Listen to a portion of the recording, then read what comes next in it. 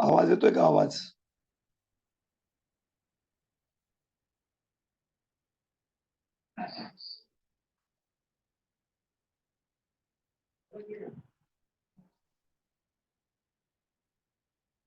हा, चालू करायचा आवाज येत असेल तर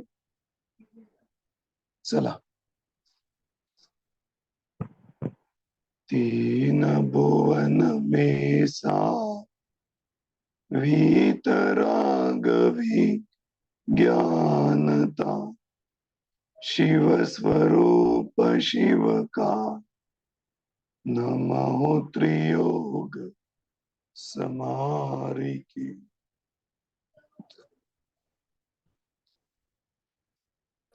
अपना यह क्लास हर इतवार के दिन चलता है, लेकिन आज हम शुक्रवार के दिन ले रहे हैं।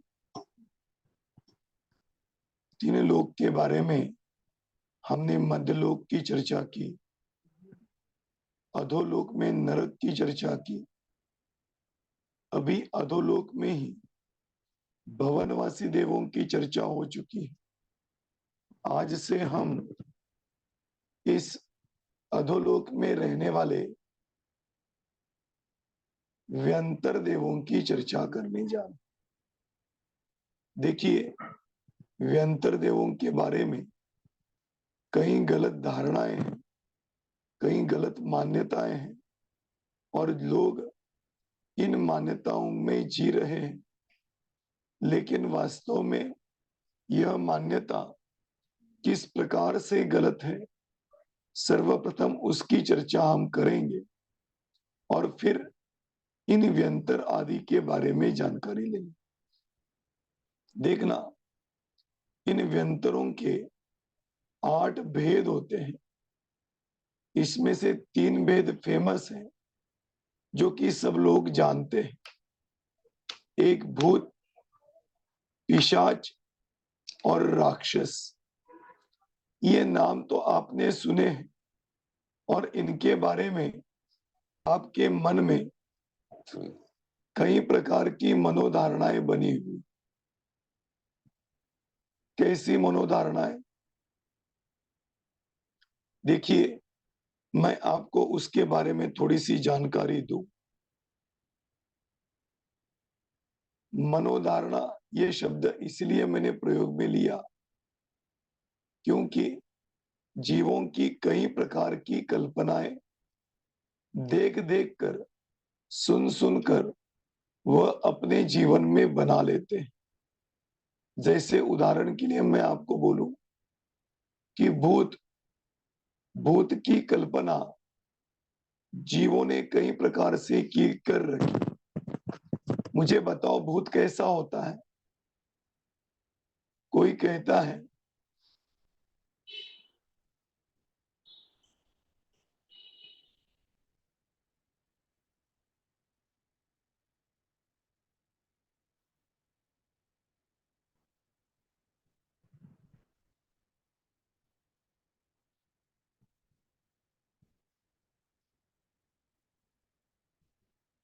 आपको स्क्रीन पे दिखाई दे रहा है?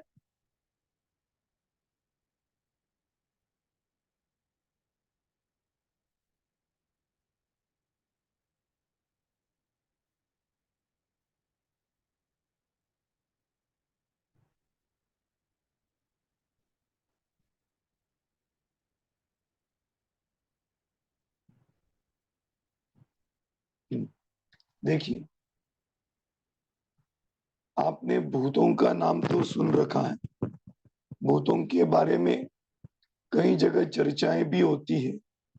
कई सीरियल देखे होंगे, कई पिक्चर देखे होंगे और इन सबको देखते देखते हमारे मन में भूत की एक संकल्पना उत्पन्न होती। अरे, भूत अदृश्य होता है, भूत दर्पण में नहीं दिखता है, भूत कोई भी विचित्र आकार बनाता है, काला कलूटा होता है, बहुत अकराल विकराल होता है, बहुत विचित्र आकार का ढंग का होता है। अरे, कई प्रकार की संकल्पना हम अपने मन में करते हैं और यह सोचते हैं कि ये भूत किसी के भी शरीर में प्रवेश करता है और फिर अपनी मर्जी से उस व्यक्ति को नचाता है। लेकिन थोड़ा सा सोचना कि भूत है क्या चीज, किसे कहते हैं भूत।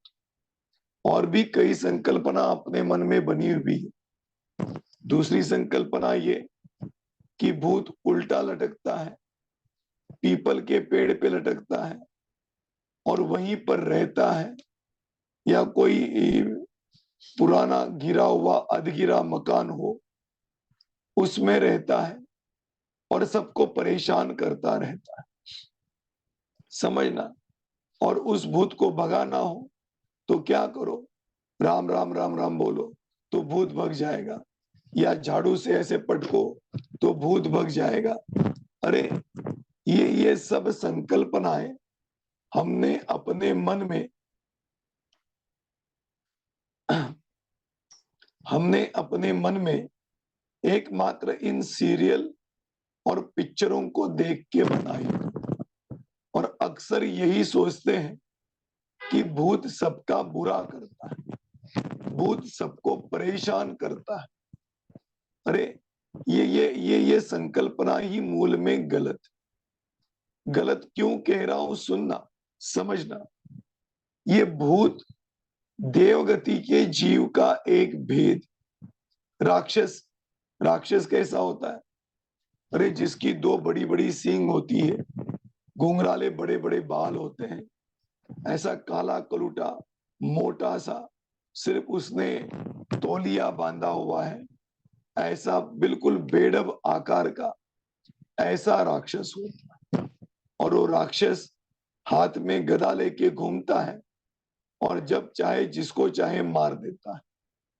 ये सब संकल्पनाएं हमने इन लौकिक जीवन में आकर देख देख कर बनाई। लेकिन थोड़ी सोचने की और समझने की बात यह है कि भूत कभी ऐसे होते नहीं, राक्षस कभी ऐसे होते नहीं। अरे अन्य मतियों में तो ये मान्यता है कि ये जो रावण था ये राक्षस था, 10 मुख वाला राक्षस था। 10 मुख वाला नहीं था, वो तो बहुत बढ़िया उत्कृष्ट विद्वान ताकतवर व्यंतर विद्याधर था। विद्याधर जब वो छोटा था तो उसके गले में 9 मणि वाली मालाएं पहनी थी और उन 9 मणि वाली मालाओं में उसका मुख प्रतिबिंबित होता था। और जब मुख प्रतिबिंबित होता था तो 9 मणियों में 9 मुख और अपना स्वयं का एक मुख, ऐसे 10 मुख वाला वो दिखाई देता था। जब 10 मुख वाला दिखाई दे रहा था तो उसको लोग बाग दशानन कह रहे थे। अब देखना, दशानन क्यों हुआ? क्योंकि 9 मुख प्रतिबिंबित हुए और एक मुख उसका स्वयं का, ऐसे 10 मुख उसमें थे, इसलिए उसको दशानन कहते। अब ये दशानन कहा तो लोगों ने उसको 10 मुख वाला बना दिया, एक मूल मुख और इधर 5 इधर 4, ऐसे 10 मुख बना दिए। लेकिन ऐसा कोई राक्षस था ही नहीं, वो तो बहुत बढ़िया विद्याधर था और वो विद्याओं का धनी था। ऐसे कई कल्पनाएं वानर के बारे में आता है कि हनुमान वानर थे। अरे ये सब वानर राक्षस नहीं थे, ये सब विद्याधर थे। हनुमान वानर वंशीय विद्याधर थे और रावण राक्षस वंशीय विद्याधर थे। उनके वंश का नाम राक्षस था, वो राक्षस नहीं थे, उनके वानर था। लेकिन वो स्वयं वानर नहीं थे, बल्कि वे बहुत बड़े सुंदर ऐसे विद्याधर थे। उनकी आकृति के बारे में सोचो तो बहुत सुंदर अप्रतिम ऐसी उनकी आकृति थी, और वो सुंदर अप्रतिम आकृति देख के लोग चकित हो जाते थे। ऐसे वे सब विद्याधर थे। इसी प्रकार से इन देवों के बारे में भी ऐसी कुछ गलत धारणाएं हमने बना के रखी। उसमें एक देव भवनवासी जिनकी चर्चा हमने पहले कर रखी, अब आज चर्चा करने जा रहे हैं वो व्यंतर देवों की। व्यंतर जाति के देव होते हैं। इनके 8 भेद हैं। किन्नर, किमपुरुष, मौरग, गंधर्व, यक्ष, राक्षस, भूत और पिशाच। इस प्रकार से ये 8 भेद इन व्यंतर जाति के देवों के। इसमें श्लोक वार्तिक, राजवार्तिक में इन व्यंतरों के बारे में व्याख्या आई है, जिनका विविध देशांतरों में निवास होता है, उनको व्यंतर कहते हैं। विविध देशों में निवास होता है, इसका मतलब वे अलग अलग क्षेत्र में रहते हैं। मात्र एक ही क्षेत्र में रहते हैं ऐसी बात नहीं। उनके बारे में आगे जब अपन चर्चा करेंगे तो ये चर्चा इस प्रकार से करेंगे कि ये जो व्यंतर है, इन व्यंतरों के 3 निवास स्थान होते हैं। एक भवन, भवनपुर और निवास, ऐसे 3 भेद होते हैं। इसमें से कभी वो भवन, इनकी भी चर्चा करेंगे, पहले ये समझ कभी वो भवनों में रहते हैं, कभी वो भवनपुर में रहते हैं और कभी निवास या आवास में रहते हैं। ऐसे अलग अलग क्षेत्र में रहते हैं। कभी अधोलोक में रहते हैं, कभी मध्यलोक में रहते हैं, कभी द्वीप पर रहते हैं, कभी समुद्र पे रहते हैं, कभी नदी के ऊपर रहते हैं, कभी घरों में रहते हैं, कभी वृक्ष में रहते हैं। ऐसे उनका कोई निश्चित स्थान नहीं, बल्कि अक्सर स्थान बदलते रहते हैं। इसलिए यहाँ पे व्याख्या दी कि जिनका विविध देशांतरों में निवास है वे व्यंतर। विशेष रूप से अंतर, अंतर मतलब स्थानांतर, एक स्थान से दूसरे स्थान पर, दूसरे स्थान से तीसरे स्थान पर, ऐसे उनका स्थानांतर होता है। और वो जो स्थानांतर होता है ना, इसलिए उनको व्यंतर कहते हैं। आ गया समझ में?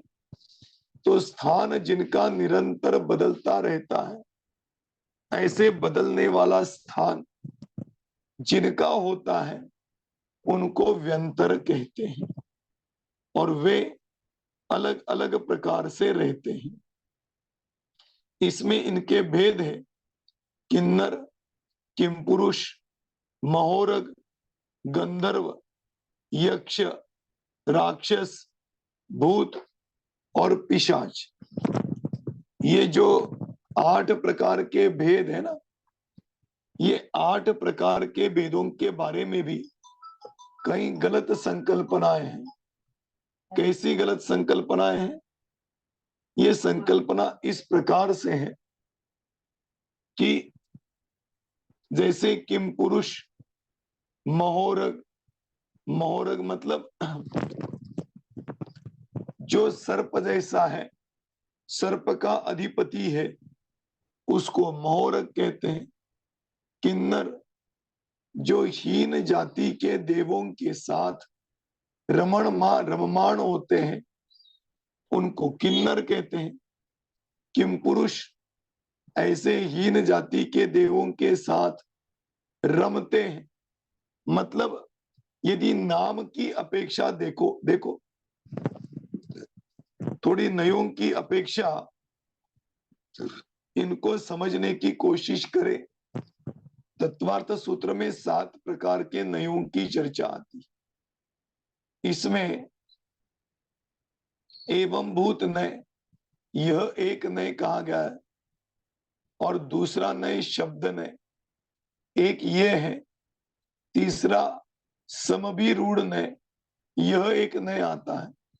देखो सुनना, अभी कारंजा में भी इस नयों के बारे में पंचाध्यायी ग्रंथ के ऊपर चर्चा चली थी। बहुत बढ़िया पंचाध्यायी ग्रंथ है, जिसमें नयों का बहुत सूक्ष्म तरीके से और विस्तार रूप में वर्णन है।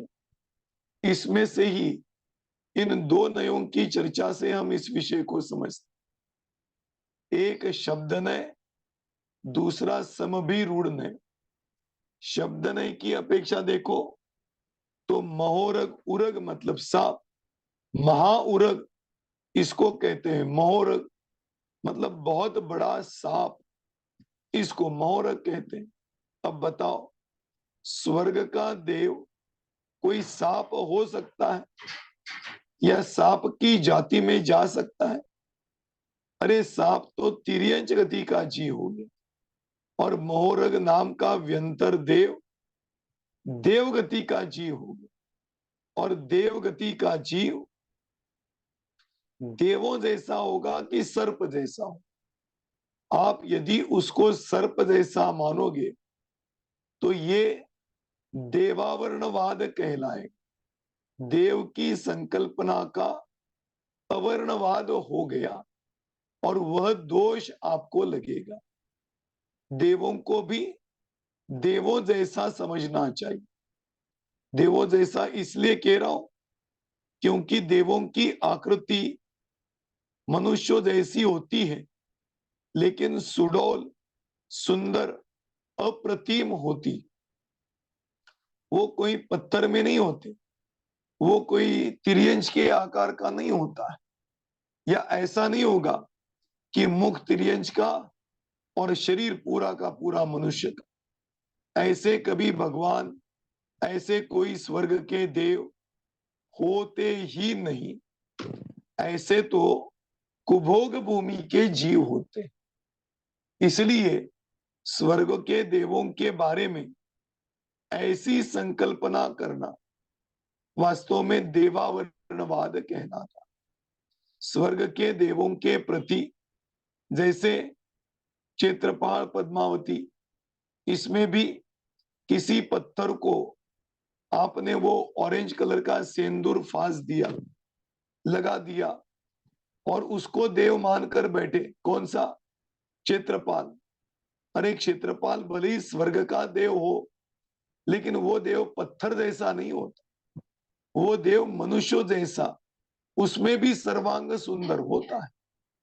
और हमने उसकी संकल्पना पत्थर में की और पत्थर को स्वर्ग का देव माना, तो ये स्वर्ग के देवों के बारे में अवर्णवाद कहलाता। कोई सोचता है कि स्वर्ग के देव भी शराब पीते हैं, क्योंकि ऐसी संकल्पना अन्यमति में है कि सुरारस पीते हैं स्वर्ग के देव। अरे सुना, ये शराब, ये मांस आदि हीन प्रकार की प्रवृत्ति स्वर्ग के देवों की कभी हो ही नहीं सकती। इस प्रकार की प्रवृत्ति से ये देव संपूर्ण अतीत होते हैं। आ रहा है समझ में? अरे आगे चल के तो यहां तक बता दिया। क्या बताया? कि ये व्यंतर जाति के देव होते हैं। जन्म लेने के बाद कुछ क्षण में यदि प्रयत्न करे तो सम्यक दर्शन प्रकट कर सकते। सम्यक दर्शन प्रकट किसी ऐरे गहरे को नहीं होता है। जो सच्चे देव शास्त्र गुरु के प्रति निशंक होकर समर्पित भावना रखता है, उसी को होता है।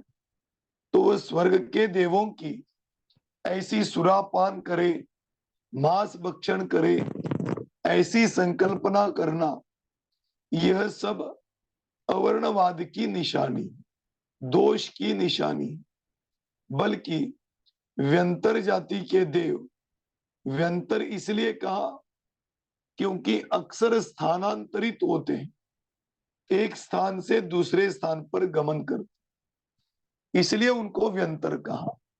और ये भूत पिशाच ये नाम मात्र है। अभी मैंने कहा ना, शब्द नहीं की अपेक्षा इन व्यंतर देवों के भेद नहीं समझना चाहिए, बल्कि समभिरूढ़ नहीं की अपेक्षा समझना चाहिए कि देवों के बारे में यह शास्त्रों में अनादिकाल से जो संकल्पना प्रस्थापित है, जो स्वरूप प्रस्थापित है, उस अपेक्षा से उसको समझना चाहिए। किसी लड़के का नाम पार्श्वनाथ हो तो वो कोई पार्श्वनाथ भगवान नहीं बनता, महावीर हो तो वो कोई महावीर भगवान नहीं बनता, नाम मात्र है। ऐसे ही यहां पर व्यंतर जाति के देवों के किन्नर, किमपुरुष, महोरग, गंधर्व, यक्ष, राक्षस, भूत और पिशाच ये एक नाम मात्र है। इनका स्वरूप नाम से कुछ लेना देना नहीं रखता।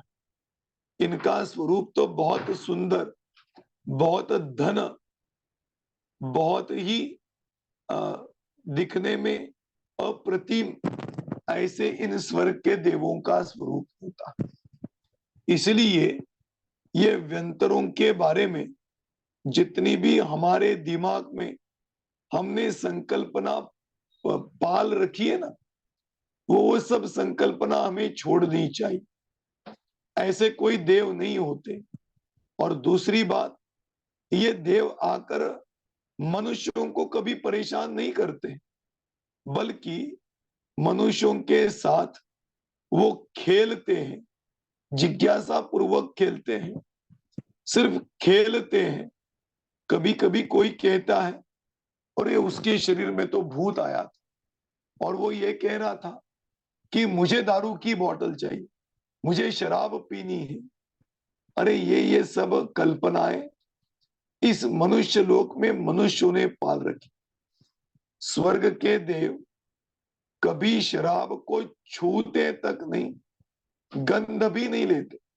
वो तो मजाक वश कुछ करे तो अलग बात, लेकिन उनमें इतनी क्षमता नहीं कि वे शराब आदि पी सके, ऐसे भाव भी उनके नहीं होते। इसीलिए स्वर्ग के देव कभी भी ऐसी हीन जाति का कार्य करते ही नहीं। उनका कार्य तो उत्कृष्ट ही होता है, लेकिन जिज्ञासावश किसी के शरीर में प्रवेश किया और इस प्रकार की क्रीड़ा की और क्रीड़ा करके फिर उसको छोड़ दिया, ऐसा तो हो सकता है। लेकिन ऐसा नहीं हो सकता कि वो इस प्रकार के हीन पदार्थों का भक्षण करे। अरे उनके बारे में आता है, मालूम है, किसी स्वर्ग के देव को यदि भूख लग जाए तो गले से अमृत झरता है और वो अमृत खाकर या पीकर, जो भी समझना, वह जीव अत्यंत सुख का वेदन करता, उसके अलावा कोई भोजन नहीं करता, उसके अलावा कोई पदार्थ भक्षण नहीं करता। आ रहा है समझ में? ऐसे वो कोई कह रहा था, देखो कुछ साल पहले गणपति ने दूध पिया था, तो लोगों की ये मान्यता हुई कि गणपति प्रसन्न हुए और वो दूध पी रहे हैं। कोई कह रहा था अरे ये व्यंतर देव है, वो दूध पी रहे हैं। सुनना, व्यंतर देवों को दूध की जरूरत नहीं, खाने वाले पदार्थों की जरूरत नहीं, क्योंकि उनको जब भूख लगती है तो अपने आप गले से अमृत झर जाता है और वही अमृत खा के उनका पेट पूर्ण रूप से भर जाता है। इसलिए व्यंतरों को कोई हीन पदार्थ भक्षण करने की जरूरत नहीं होती।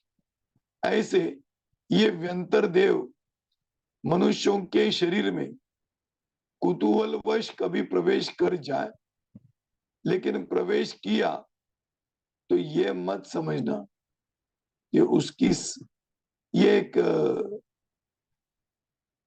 भावना समझ लो कि ये व्यंतर देव कभी भी देव गति को, और ये देखो इसमें तत्वार्थ सूत्र की टीका में भी लिखा है, ये व्यंतर देवों के किन्नर किम पुरुष भेद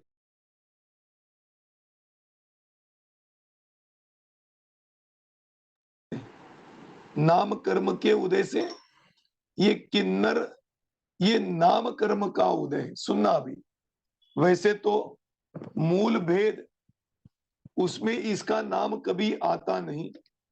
कर्म तो मूल में 8 भेद वाले होते हैं, उसमें से भी हर कर्म के उपभेद बताए, जैसे ज्ञानावरणी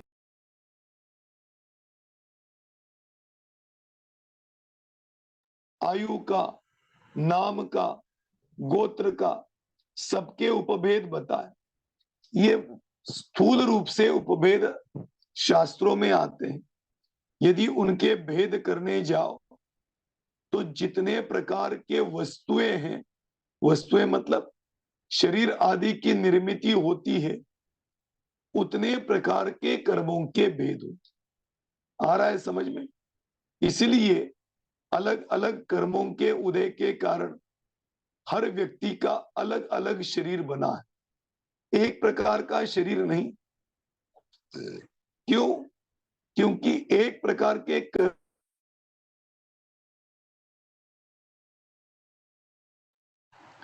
उनके शरीर की रचना भी अलग अलग प्रकार से होती। अब ये अलग प्रकार ये भी नाम कर्म के उपभेदों में गर्भित होते। वही यहां पर बताया कि किन्नर ये जो भेद है, ये किन्नर भेद नाम कर्म के उदय के निमित्त से उसको किन्नर नाम का शरीर में, किम पुरुष नाम कर्म का उदय। महोरग, गंधर्व, गंधर्व मतलब हम सोचते हैं गंधर्व मतलब बहुत सुंदर है। अरे एक ही नहीं, सभी व्यंतर देव सुंदर होते। यक्ष, राक्षस, ये तो आपने देख देख के कल्पना की होगी कि यक्ष कहाँ रहता है, वृक्ष के ऊपर रहता है, और वो यक्ष नीचे से जाने वाले जीवों की परीक्षा लेता रहता है। लेकिन ऐसा नहीं, ये व्यंतर जाति के देव का भेद। और इस प्रकार के नाम कर्म के उदय से जिनको वो शरीर मिला, वो शरीर मिलने के कारण उसको उस नाम का, उस स्वर्ग के देवों का भेद कहा गया। आ रहा है समझ में? ऐसे किन्नर, किम पुरुष, महोरग, गंधर्व, यक्ष, राक्षस, भूत और पिशाच, ऐसे अलग अलग प्रकार के नाम कर्म के उदय के कारण इनके अलग अलग भेद पड़ते हैं। इतने ही भेद नहीं, ये प्रकार, इस प्रकार के मूल भेदों में भी 10 प्रकार के, 8 प्रकार के उपभेद पाए जाते हैं। इंद्र, सामानिक, त्रायस्त्रिंश, ऐसे उपभेद भी एक एक प्रकार के भेदों में प्राप्त हो। आ रहा है समझ में? ऐसे इन स्वर्ग के देवों के जैसे नाम कर्म का उदय होगा, वैसे उस प्रकार का शरीर उसकी रचना होती है, और वो रचना भी बहुत सुंदर होती। ऐसे ये व्यंतर जाति के देव होते हैं। अब ये व्यंतर जाति के देव कहाँ रहते हैं, कहाँ उत्पन्न होते हैं, इनकी चर्चा थोड़ी सी हम करते हैं। देखना, 3 लोक आपने तो देखा है ना, 3 लोक।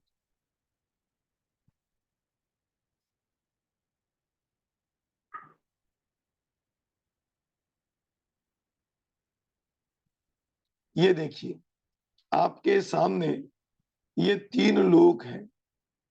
इन तीन लोक में ऊपर का हिस्सा ऊर्ध्वलोक, नीचे का हिस्सा अधोलोक और बीच वाला हिस्सा उतना ही मध्यलोक का हिस्सा है।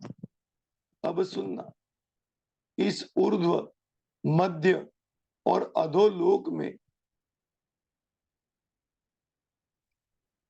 पहले नरक का नाम है रत्न प्रभा नरक।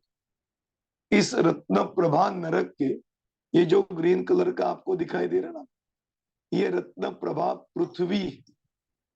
इस रत्न प्रभा पृथ्वी की ऊंचाई कितनी है? 1,80,000 योजन। देखो,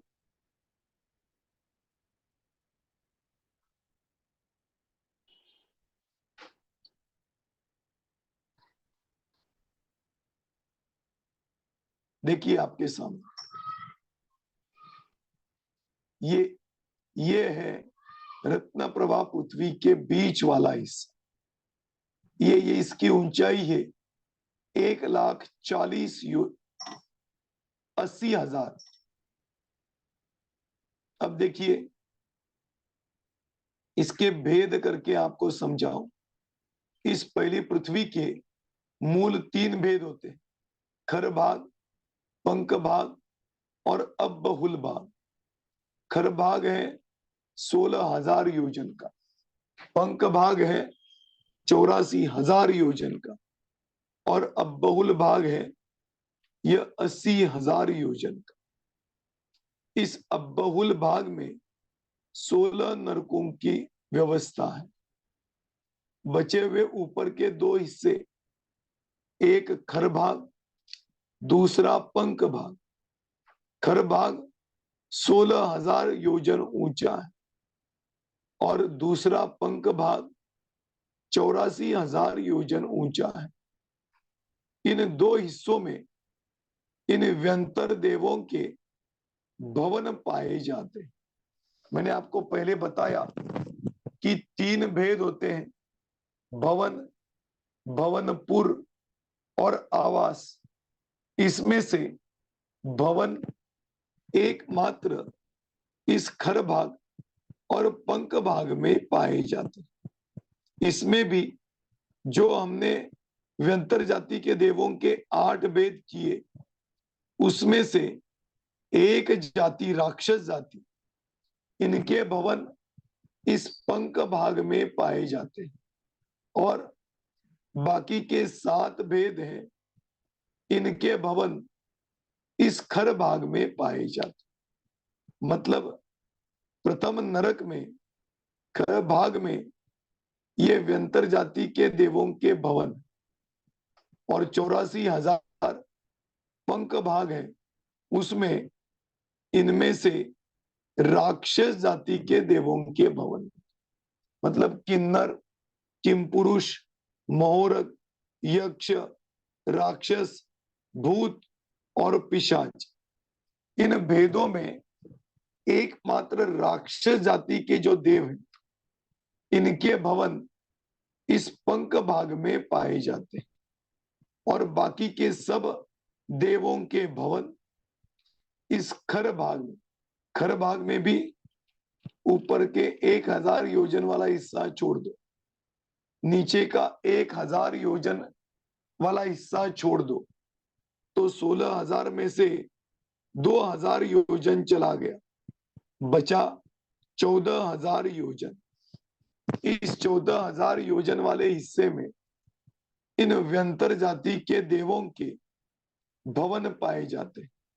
भवन इसलिए कहा जाता है क्योंकि इसी में, यहां पर जो व्यंतर जाति के भेद हैं, वे इसी के बीच में पाए जाते। मतलब 14,000 योजन जो खर भाग है, इसी के बीच में पाए जाते।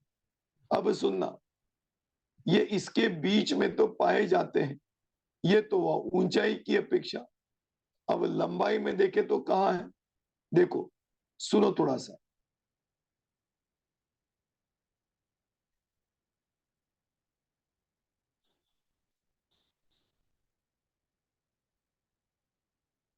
अब देखिए, यहां पर मैं आपको बताऊं,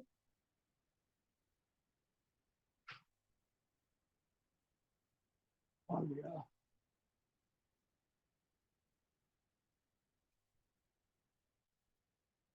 ये देखिए, ये आपके सामने 3 लोक हैं। देखना, इसके बीच में ये मध्यलोक पाया जाता है।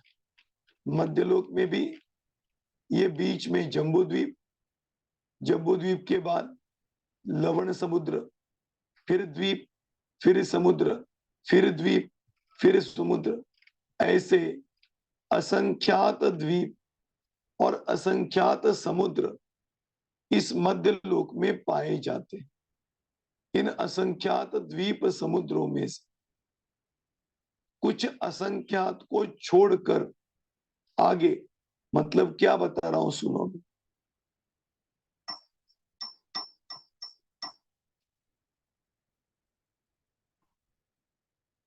अब देखना, ये नंदीश्वर द्वीप, ये नंदीश्वर द्वीप 8वें नंबर का द्वीप।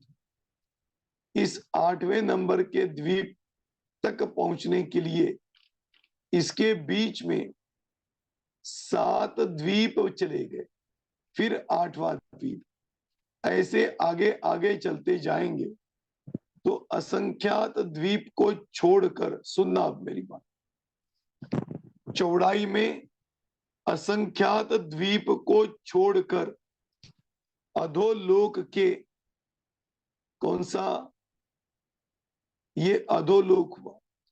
इस अधोलोक के रत्न प्रभा पृथ्वी में असंख्यात द्वीप समुद्रों को छोड़कर भूमि के अंदर व्यंतर जाति के देवों के भवन होते। क्या समझ में आया? ऊंचाई पकड़े तो रत्न प्रभा पृथ्वी, और चौड़ाई पकड़े तो असंख्यात द्वीप समुद्र के आगे जाने के बाद भूमि में इन व्यंतर जाति के देवों के भवन पाए जाते। उनको भवन क्यों कहा? क्योंकि उसमें ये व्यंतर उत्पन्न होते हैं, इसीलिए उनको भवन कहा जाता। आ रहा है समझ में? इसके लिए मैंने भवनवासी देवों की क्लास में उदाहरण दिया था। जैसे एक व्यक्ति का बंगला है, फिर वो व्यक्ति दूसरे देश में जाता है, वहां पर भी जगह ले लेता है, मतलब अलग अलग जगह जगह लेता है, लेकिन उनका मूल रेसिडेंस क्या है? ये भारतवर्ष। इसी प्रकार से व्यंतर जाति के देव कहीं पर भी घूमे, घूमने में कोई दिक्कत नहीं, लेकिन उत्पन्न होंगे तो ये इन्हीं भवनों में उत्पन्न होते, इसीलिए भी इसका नाम भवन रखा जाता। आ गया समझ में? ऐसे अधोलोक में भवनपुर, भवन, और उन भवनों में ये व्यंतर जाति के देव उत्पन्न होते। भवनपुर किसे कहें? कि मध्यलोक में ये तालाब, ये पर्वत, इनके ऊपर इन व्यंतर जाति के देवों के जो निवास स्थान है उसको कहते हैं भवनपुर। और एक अकेली गई हो तो ये समझना कि ये व्यंतर जाति के देव वहां पर भवनों में उत्पन्न हुए, लेकिन द्वीप समुद्रों के ऊपर इनके नगर बसे हुए, इसको कहते हैं भवनपुर। और आवास, कई वृक्ष, कई घर, ऐसी जगह पर ये व्यंतर जाति के देव रहते हैं, उसको कहते हैं आवास। ऐसे भवन, भवनपुर और आवास, ये 3 प्रकार के भेद व्यंतर जाति के देवों के रेसिडेंस होते। इसमें ये भवन इस असंख्यात द्वीप, कौन से असंख्यात द्वीप?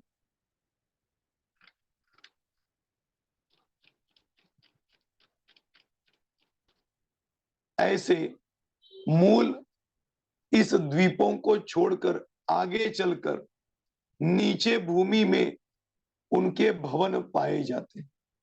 इन समुद्रों के ऊपर भवनपुर पाए जाते हैं और घरों में, पेड़ों पे उनके आवास पाए जाते हैं। ऐसे ये व्यंतर जाति के देवों के भवन, भवनपुर और आवास, ऐसे 3 भेद पाए जाते हैं और इन सब जगह ये व्यंतर जाति के देव रहते, अक्सर इधर उधर क्रीड़ा करते हुए अपना जीवन बिताते हैं। इस प्रकार से ये व्यंतर जाति के देव और उनका रहने का यह स्थान आ रहा है समझ में। जैसे भवनवासी देवों की भवनपुर की चर्चा की थी, सेम ऐसी ही चर्चा व्यंतर जाति के देवों के व्यंतरपुर में पाई जाती नहीं है। तो अगली बार ये सब दिखाते हुए मैं बताऊंगा अगली क्लास में। अभी तो इतना सामान्य चर्चा करनी, तो सामान्य की अपेक्षा व्यंतर जाति के देव नाम कर्म के उदय से बनते हैं। समभिरूढ़ने की अपेक्षा इनको देव कहा गया और ये अलग अलग स्थानों में घूमते रहते हैं, इसलिए उनको व्यंतर का देव कहा जाता है। और इनका आवास, आवासपुर और भवन, ऐसे 3 भेद पाए जाते हैं जहां पर ये देव पाए जाते हैं। ऐसे इन व्यंतर देवों के बारे में सामान्य जानकारी आती है। आगे चल के यहां तक कि इस भवनपुर देवों के यह जो रहने का स्थान और उनकी ऊंचाई वगैरह, ये सब शास्त्रों में लिखी है। अभी तो सामान्य स्वरूप की अपेक्षा अपन चर्चा कर रहे हैं, इसलिए इतनी चर्चा की। इसके अलावा और भी कई प्रकार से चर्चा आती है, वो अपन चर्चा आगे लेंगे। अभी तो इतना सामान्य रूप से समझे कि व्यंतर विविध देशांतरों में जाते हैं, इसलिए इनको व्यंतर कहते हैं। ये व्यंतर देवगति का जीव है। दूसरी बात, ये व्यंतर अपने भवनों में उत्पन्न होते हैं और अलग अलग स्थानों में जाके रहे। इस प्रकार से इन व्यंतर जाति के देवों के सामान्य रूप से कथन यह आता है। अब विशेष रूप से कथन हम अगली क्लास में लेंगे। अभी तो आज हमने सामान्य रूप से इनका वर्णन देखा हुआ है। ऐसे इन व्यंतर जाति के देवों का सामान्य स्वरूप यहां पर कथन रूप में कहने में आ गया। अब इसके यहीं पर अपन आज रुकते हैं। इसके बारे में किसी को कोई प्रश्न हो तो आप पूछ सकते हैं। हाँ कुलभूषण जी, आप अपने को अनम्यूट कीजिए। जय जिनेन्द्र।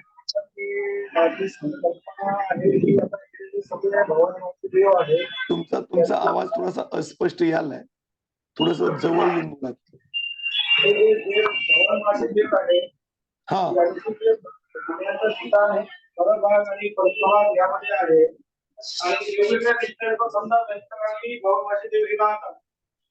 याची आवाज क्षमता म्हणजे संख्या पर्यंत आहे की मर्यादित द्वीपापर्यंत आहे आणि वर पण त्याचा आधो ऊर्ध्व आणि लांबीला त्याची मर्यादा आहे.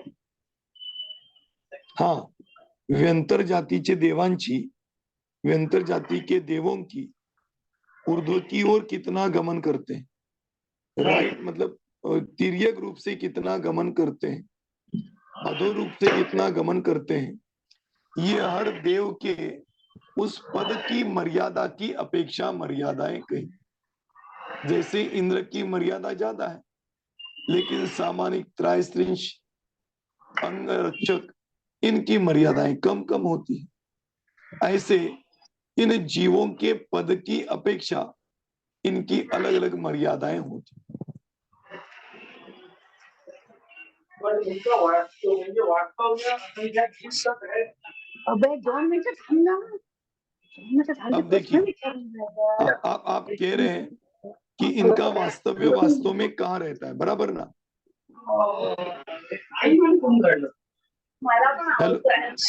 हेलो ते कृष्ण जनार्दन बोलतो. अरे टीचर हेलो मी येतो ना.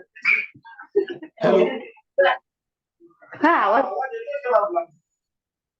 हाँ भूषण जी, हा. मैं तुमचा प्रश्न हा आहे की मी जो समजला ते समजून घ्या, की हे वास्तवमध्ये कुठं राहतात असं विचारायचंय.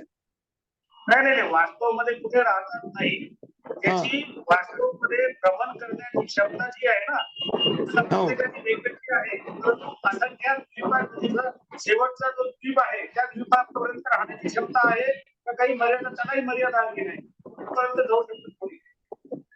बिलकुल, या व्यंतर देवांची तिर्यक रूपाने गमन किती करू शकतात, ऊर्ध्व रूपाने किती करू शकतात, अधो रूपाने किती करू शकतात, या मर्यादा आहे. त्या मर्यादेच्या आतच यांचं गमन होत. आणि आणखीन एक प्रश्न होता, कमठाचा जीव हा देवगतीचा जीव होता ना? काय काय प्रश्न विचारा. कमठाचा जीव हा देवगतीचा जीव होता. हो बरोबर. आणि मग या ठिकाणी मला एक प्रश्न निर्माण हा झाला आहे की जसं की आपण सांगितल्यानुसार की देवगतीचे जीव मनुष्याशी वैरत्व किंवा काही कुठल्या वाईट गोष्टी करत नाही, परंतु कमठ हा देवगतीचा जीव असताना सुद्धा पार्श्वनाथ मुनिराजांनी त्यांनी जे उपसर्ग केलेला आहे तो कुठल्या म्हणजे कशा, कारण ते तर मनुष्यगतीच्या जीवांशी खेळमेळीच्या वातावरणात राहतात तेव्हा त्यांना त्रास देत नाही. पण हा जो प्रसंग आहे याला काही वेगळं रूप होतं का? हा, हे बघा लक्षात घ्या, व्यंतर जातीच्या व्यंतर कुलपूजन व्यंतर जाति के देवों में ताकत बहुत होती है और अवधि ज्ञान के द्वारा वो पूर्व भव के घटनाओं को ज्ञान में ला सकते हैं और ज्ञान में लेकर फिर द्वेष उत्पन्न हो तो वो उनको परेशान भी करते हैं। और यदि पूर्व भव का स्मरण हो जाए और कोई किसी का भला करना चाहे तो वो भला भी कर सकते हैं। इसलिए वैमनस्य की बात अपने अवधि ज्ञान के द्वारा पूर्व भव के संस्कारों के ऊपर डिपेंड है। नहीं, थोड़ा मुझे कंफ्यूजन ये हो रहा है, जैसा कि अभी अपन ने सबने समझा है कि देवगति के जीव किसी मनुष्य को बुरा नहीं करते, अवधि ज्ञान की उनकी क्षमता है। नहीं तो ऐसा भी समझा जा सकता है कि यदि कोई देवगति का जीव मेरा गुरु है तो भव का वह मनुष्य होगा तो मुझे भी तकलीफ देगा। ये तो अभी अपन ने समझा कि नहीं कर सकते, कि करते नहीं है वो। नहीं, अभी एक समझ लीजिए पहली बात, वो तो मैंने इस अपेक्षा से कहा था कि भूत ये जो हमने संकल्पना करके रखी है वो गलत, पहली बात। ठीक है, नहीं, इस अपेक्षा से मैंने कहा कि वो भूत किसी का बुरा नहीं करता, लेकिन ये समझना कि व्यंतर जाति के देव यदि पूर्व भव का वैमनस्य याद आ जाए तो किसी मुनिराज को ऊपर ले जाकर फिर भूमि में पटक भी देते। ये उनका बुरा कर भी सकते हैं, अच्छा कर भी सकते हैं, नहीं करते ऐसी बात नहीं। जैसे उपसर्ग केवली होते हैं, इनके बारे में यही घटना पढ़ने में आती है कि किसी मुनिराज को ऊपर उठा के लेके गए और समुद्र में फेंक दिया, लेकिन वो समुद्र में गिरकर मर जाए उसके पहले ही उनको केवल ज्ञान हो गया, तो ये कहलाते हैं उपसर्ग केवली। आ गया समझ में? तो व्यंतर देव बुरा नहीं करते ऐसी बात नहीं, निमित्त की अपेक्षा वो किसी भी जीव का बुरा कर भी सकते। निमित्त रहने को कर सकते, क्योंकि मैंने ऐसा ही एक विषय सुना था यहाँ उस ये जो कहा गया था कि वो देवगति के जीव है हाँ और इस एंगल से बोला गया है कि पूजा करना चाहिए या नहीं करना चाहिए, उस एंगल से वो वीडियो था।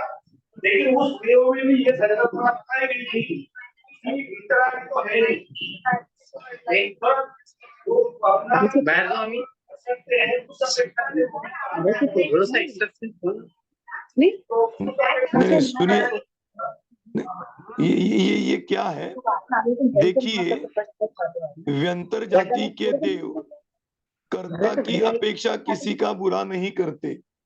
यद्यपि ये बात सत्य है, लेकिन निमित्त की अपेक्षा तो उनके ऊपर आरोप आएगा ना।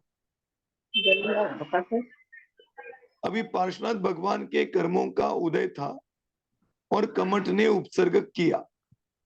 अब कमठ ने उपसर्ग किया, ये निमित्त की अपेक्षा कथन कहा गया? तो पार्श्वनाथ का बुरा करने का प्रयत्न कमठ ने किया, उपसर्ग किया तो बुरा ही किया ना, तो वो बुरा तो कर सकते हैं, इसमें कोई दिक्कत नहीं।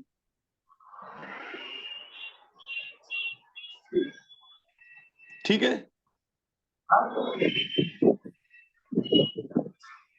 चलिए और अगला किसका प्रश्न है? हाँ राजेंद्र जी, अनम्यूट कीजिए। जी जय जिनेन्द्र सर, आवाज आ रही है? जय जिनेन्द्र, जय जिनेन्द्र। हाँ, मुझे कुछ जो समझ में आया है मैं आपके सामने व्यक्त करके आपसे कंफर्मेशन चाहता हूँ कि मेरी अंडरस्टैंडिंग ठीक है या नहीं। हाँ अपन ये मुझे समझ में आया भवनवासी और व्यंतरवासी जीवों के तो भवन होते हैं हाँ और ज्योतिष और कल्पवासी देवों के विमान होते हैं। ये हाँ, मेरा समझ है। बिल्कुल सही है।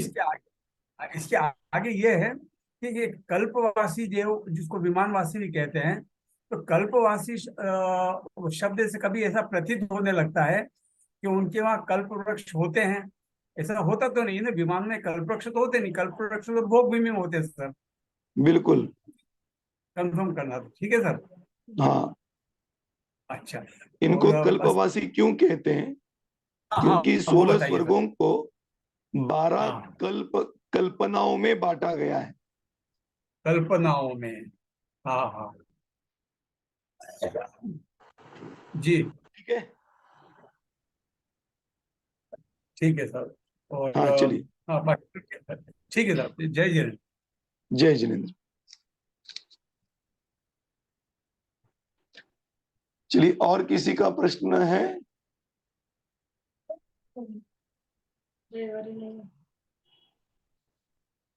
नहीं है, चलिए अभी तो किसी का प्रश्न नहीं है, तो अपन अभी यहीं पे रुकते हैं और अगली क्लास अभी इतवार के दिन तो नहीं हो पाएगी, आज हो गई, तो आगे अगले आने वाले इतवार को छोड़कर अगली इतवार को अभी अपनी क्लास होगी।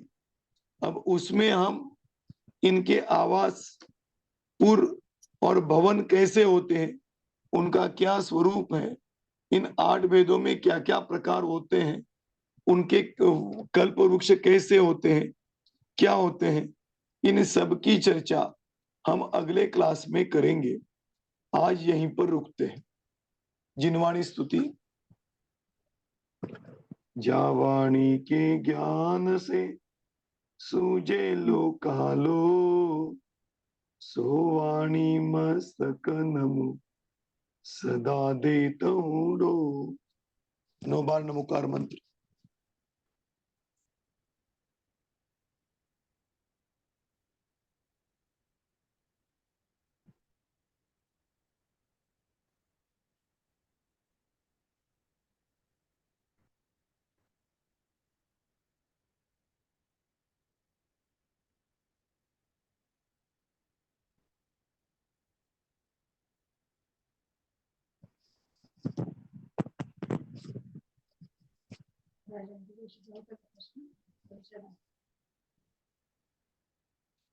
चलिए, जय बोलो जिनवाणी माता की जय। जय हो।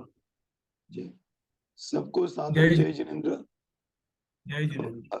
आने वाले इतवार को छोड़कर अगले इतवार के दिन अपनी क्लास लगेगी, जिसमें कि आगे का विषय हम चर्चा में लेंगे। चलिए, जय जिनेन्द्र। जय जय। जय।